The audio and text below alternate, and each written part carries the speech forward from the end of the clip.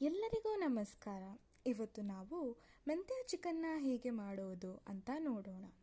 ಮೊದಲನೇದಾಗಿ ಒಂದು ಮಿಕ್ಸಿ ಜಾರಲ್ಲಿ ಕೊತ್ತಂಬರಿ, ಪುದೀನ, ಹಸಿ ಶುಂಠಿ ಹಾಗೆ 4ರಿಂದ 5 ಬೆಳ್ಳುಳ್ಳಿನ ಹಾಕಿ ಚೆನ್ನಾಗಿ ರುಬ್ಬಿಕೊಳ್ಳಬೇಕು. ಆಮೇಲೆ ಗ್ಯಾಸ್ ಸ್ಟವ್ ಆನ್ ಮಾಡಿ ಗ್ಯಾಸ್ ಮೇಲೆ ಒಣ ಕೊಬ್ಬರಿಯನ್ನು ಇಟ್ಟು ಚೆನ್ನಾಗಿ ರೋಸ್ಟ್ ಮಾಡಿಕೊಳ್ಳಿ.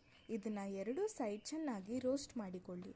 ಒಂದು ಸರ್ತಿ ಕೊಬ್ಬರಿ ರೋಸ್ಟ್ ಆದ ಮೇಲೆ ಇದನ್ನು ಸಣ್ಣದಾಗಿ ಕಟ್ ಮಾಡ್ಕೊಳ್ಳಿ.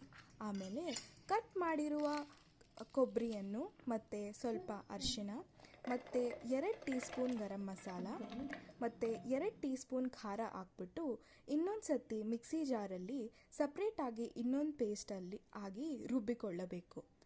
ಇಲ್ಲಿ ನಾವು ಮಾಡಿರುವ ಗರಂ ಮಸಾಲ ಮನೆಯಲ್ಲಿ ಮಾಡಿರುವ ಗರಂ ಮಸಾಲ. ಇದರ ರೆಸಿಪಿ ನಿಮಗೆ ಬೇಕಾದರೆ ಕಮೆಂಟ್ ಸೆಕ್ಷನಲ್ಲಿ ನಮಗೆ ತಿಳಿಸಿ.